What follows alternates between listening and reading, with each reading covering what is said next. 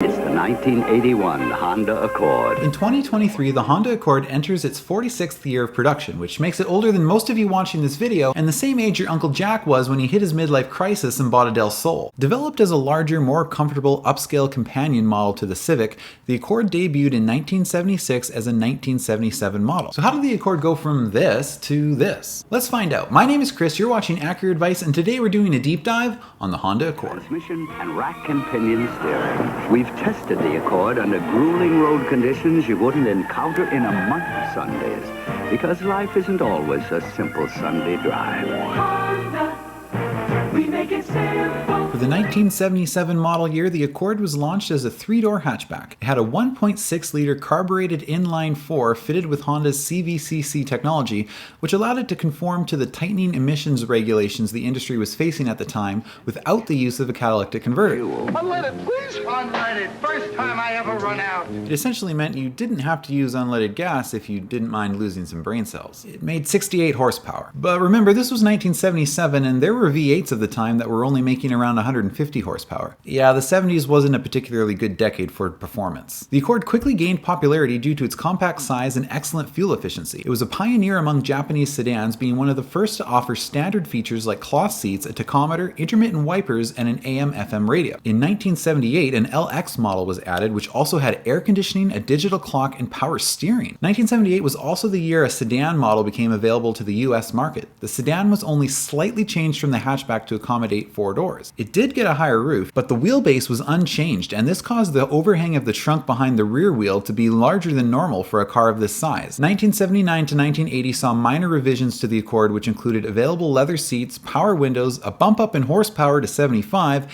and a revised instrument cluster and shifter. Introducing another engineering wonder, the new 1982 Honda Accord. The second generation Honda Accord was introduced for the 1982 model year. This generation of Accord quickly became the top-selling Japanese vehicle in the United States and would retain that title for the next 15 years. Domestic brands that had dominated the market for decades had to start taking note as Honda was selling more and more sedan models of the new Accord. The car included popular features of the time such as shag carpet, velour cabin trim, and chrome accents. The initial powertrain was similar to the previous generation, now offering 86 horsepower in the North American market. Initial transmission options were a 5-speed manual or the 3-speed Honda Matic, but by 1982 Honda introduced a 4-speed automatic transmission, a significant upgrade from the previous Honda Matic transmissions. A new speedometer with a maximum reading of 120 miles per hour replaced the previous 88 miles per hour unit. The SE, or Special Edition model, was updated with leather seats, power windows, power door locks, and a power sunroof. When it comes to styling, many people may look back at the 4-eyed square headlights and wonder what Honda was thinking, but everywhere other than North America they had the more aerodynamic composite headlights. However, in the early 80s, North American federal regulations still required the use of sealed beam headlamps of a standard size and shape on all vehicles. While this regulation may not have been a great thing for vehicles from a stylistic standpoint, it actually did make things more practical. You could go to any parts store and buy a standard size replacement headlamp off the shelf. You didn't need your VIN to check fitment, and even Uncle Jack could be sent to the parts store to buy a headlight and come back with the right one. It also meant that dealers couldn't charge you $600 for a bulb or $2,000 for a headlamp housing. The point is, the square 4-eyed look wasn't really Honda's fault or intention. As the second generation Accord entered its final year of production in 1985, the Special Edition made a comeback as the SEI. This model was equipped with a fuel-injected 101 horsepower engine exclusive to the SEI. The SEI name was derived from the previous SE trim, but with the I included to indicate the fuel-injected engine, which was a higher level of trim. The engine was a 12-valve, 1.8-liter unit and the first non-CVCC engine used in an Accord, and became the staple design for Honda until 1989. Similar to the SE, the SEI featured leather seating, a power moonroof, tinted glass, a premium sound system with cassette player, and 13-inch alloy wheels.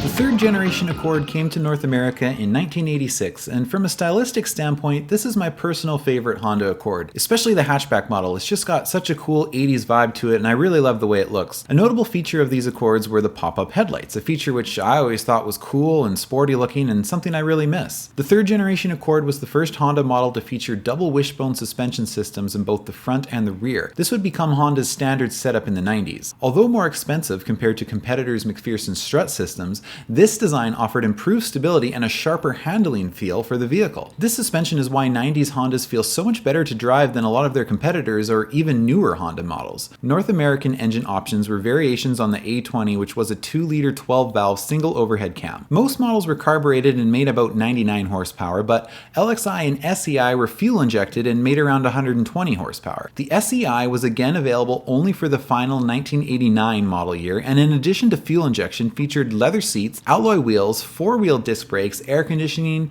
power steering, power windows, power moonroof, dual outlet exhaust, and a Bose audio system as standard features.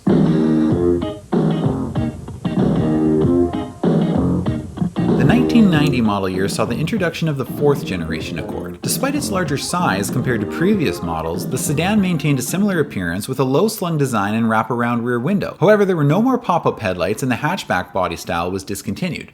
There was, however, a station wagon model that was introduced. The wagon model was actually pretty big and had a ton of cargo room. In fact, it was roomy enough for your Uncle Jack to sleep in during those 2 years he kept telling the family he was self-employed. Under the hood, all Accords sold in North America came with an all-new, all-aluminum 2.2-liter 16-valve single overhead cam fuel-injected engine. DX and LX models made 125 horsepower, while the EX model made 130 horsepower, with the added 5 horsepower a result of a different exhaust manifold design, slightly larger exhaust piping, and a twin-outlet muffler. A redesigned manual transmission with a hydraulic clutch was standard equipment in all trims, while an all-new electronically controlled 4-speed automatic transmission was optional. The result is a smooth acceleration, but not without its share of noise. There was a facelift for the 92 model year with slightly altered tail lamps, and under the hood there was a revised air intake tract, camshaft, and intake manifold which added 10 more horsepower. ABS 4-wheel disc brakes became standard on the EX trim. MotorWeek cited the high-quality fit and finish, smooth ride, and refined engine as the high points on the 4th generation Honda Accord. They criticized the lack of a sportier suspension, V6 engine, and no ABS, items that the Accord's main competitor, the Camry, was already offering. Despite the Accord's omissions, it has something that not all other cars do. There is more to it than the sum of its parts. The Accord goes down like blended whiskey or gourmet ice cream, and that's the thing that will keep buyers coming back. For the 1994 model year, the 5th generation Accord was introduced. The new model was wider but shorter, and it was categorized as a mid-size car in North America. All models of the Accord were equipped with standard safety features such as dual airbags and reinforced side impact beams. The EX model was equipped with the 145 horsepower F-Series single overhead cam VTEC, the first Accord to offer Honda's new VTEC engine. The DX and LX models were fitted with a 2.2-liter non-VTEC version rated at 130 horsepower. This was the last North American Accord to come in a station wagon. The 5th generation is also notable for being the first Accord model to have a V6 option. Starting in 1995, both LX and EX Accord could be optioned with the C27A engine, which was a 2.7-liter V6 borrowed from the 1st generation Acura Legend. This V6 made 170 horsepower, up about 9 horsepower from the older Legend model because of a more efficient intake manifold design. The Accord underwent its usual mid-generation facelift in 1996, which gave it more rounded bumpers and new rear tail lamps. The standard transmission on all Accords is a short-throw 5-speed manual. Those choosing an automatic will gain something called Grade Logic Control. A new 2-tone color scheme visually blends the lower portion of the instrument panel with the seats. The panel itself now has a sportier look, as are these large analog gauges. EX models also have adjustable lumbar support and a feature we really like, power height adjustment. Motor Trend's Import Car of the Year, the new Accord from Honda. For the 6th generation Accord, the station wagon was dropped and only a coupe and sedan option remained. In the past, the Accord coupes had had a nearly identical exterior design to the sedan. Essentially, they were just sedans with 2 less doors. However, the 6th gen coupe was given its own distinct front fascia, unique wheels, and taillights reminiscent of the NSX. The sedan was offered in DX, LX, LX V6, EX, and EX V6 trims, while the coupe was offered in only LX, LX V6, EX, and EX V6 trims. It probably would have been simpler to say that the coupe doesn't have a DX trim. The DX model was fitted with a single overhead cam 2.3-liter inline-4 non-VTEC engine rated at 135 horsepower, while the LX and EX had a 2.3-liter VTEC engine rated at 150 horsepower, and it was shared with the Acura 2.3 CL. For V6 models, the 2.7-liter was gone and replaced with the new J Series 3-liter V6 VTEC engine rated at 200 horsepower, shared with the Acura 3-liter CL. The J Series was a more modern direct ignition coil unplugged design and would become Honda's iconic V6 platform that is still used on all their V6 models to this day. Viewers of this channel know I love 6th generation Accords. I owned one for a while, and the review I did on it was one of my more popular videos to date on this channel. Check it out if you're interested in diving even deeper into 6th generation Accords. I also own a 2.3-liter CL, which as I mentioned shares this platform, and I have to say that F-Series 2.3-liter VTEC is in my opinion one of the most reliable engines Honda has ever made, and it takes second place in my books only to the B-Series engines. With a manual transmission, I've seen these engines exceed 600,000 kilometers. The manual transmission is the key word though. I can't pretend these Accords were perfect. The automatic transmissions are prone to failure, especially in the V6s, but they usually prematurely end the life of the 4-cylinder models too. Some fun facts about the 6th generation Accord is that they were one of the first Hondas to receive chipped key immobilizer systems, cabin air filters, and on V6 models, traction control. MotorWeek cited reasonable pricing, bold body styling, larger interior, with large controls, fine handling, and the flexible powertrain options as the hits for the 6th generation Accord. Misses were the sedan taillights, the clunky cheap controls on the doubled-in CD cassette combo, no manual option for the V6, and no standard ABS on the LX model. The 1998 Honda Accord is such an excellent example of the American family car that it may have just moved out of reach for good. CD play disc 4. Find nearest Chinese restaurant. The voice-activated navigation system responds to 180 commands. Order Mushu pork. That's not one of them. The all-new 240 horsepower Accord. The 2003 model year introduced the 7th generation Honda Accord. This new model was once again larger than its predecessor and had an upscale interior when it came to the materials used. This was the start of the K-series engines for Honda. The 4-cylinder Accord used the all-new K24A4 2.4-liter VTEC making 160 horsepower. For the first time, the 4-cylinder engine had the direct ignition coil unplug system which the J-series V6 engines were already using. This system eliminates the distributor and plug wires, and instead, each cylinder has an ignition coil directly connected to the spark plug. The K-series were also the first Honda engines to become chain-driven, so there was no more timing belt that needed to be replaced at regular intervals, which was a huge savings for consumers on maintenance costs. The V6 option had the same J-series engine that the previous generation had, but with a revised exhaust manifold design increasing horsepower to 240. 4-cylinder models had the option of a 5-speed manual or an all-new 5-speed automatic. V6 sedan models were automatic only, like before, but the V6 Coupe was available with a stick, which was really cool and the first time you could get a V6 Accord with a manual transmission. In 2006, the Accord received its usual mid-model run update, but this one was actually pretty significant with more tweaks and improvements than we normally see in a model refresh. The exterior had a new front grille that was similar to the one introduced on the 8th generation Honda Civic that same year. The rear of the vehicle also received a revamp with triangular LED taillights and updated wheel designs. The interior was also slightly redesigned with a new steering wheel cover, different color gauges, and a different styled shift knob for automatic transmission models. The V6 engine was boosted to 244 horsepower and the 4-cylinder engine to 166 horsepower. At the track, that more power is demonstrated in a refined rather than brute force manner.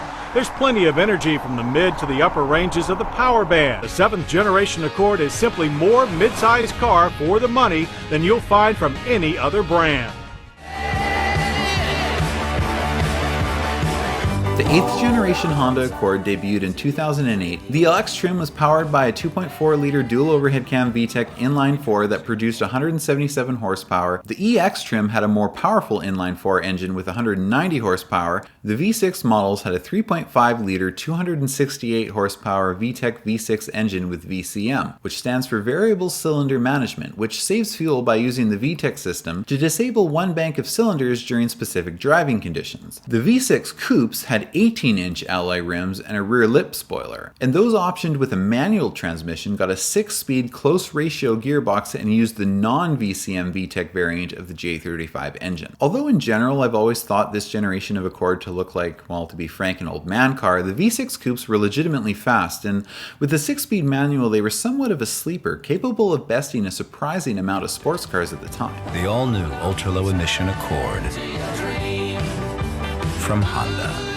It's 2013, everyone's suddenly obsessed with foxes, and Uncle Jack has started telling everyone the earth is flat. Also, the 9th generation Accord came out. All Accords now come with a standard 8-inch LCD screen, Bluetooth hands-free calling with SMS texting and streaming audio, and dual-zone automatic climate control. New safety features include an optional forward collision warning system, lane departure warning, and a blind spot monitor. EX and higher trims offered a smart keyless access system. That's where you just put your hand under the door handle with the key in your pocket and the door unlocks, because it's the 2010s now and God forbid we should have to press a button like simple peasants. They also had an adaptive cruise control system because God forbid you should have to decelerate the car yourself. And alright, onto the powertrain. The 4-cylinder is now the Earth Dreams direct injected 2.4 liter at 185 horsepower. Yes, this was the start of the direct injection Earth Dreams models. 4 cylinders were either 6-speed manual or the automatic option was now a CVT. The 278 horsepower J-Series V6 models still used the conventional automatic or were also still available in a 6-speed manual. As late as 2017, you could still get a V6 coupe in a 6-speed, and that just might have been the peak of the Accord from an enthusiast perspective. It drives smooth, but when you put your foot down, it hauls. It will embarrass any Civic racer with a chopped exhaust who revs his engine at you at a stoplight. When the light turns green, you'll be at the next light before he can even hit his VTEC threshold to overtake a nearby cyclist. This would be the last time we ever saw a V6 or an Accord coupe. And a Honda Accord that defines a generation. Introducing the all-new Accord, the most impressive Honda ever.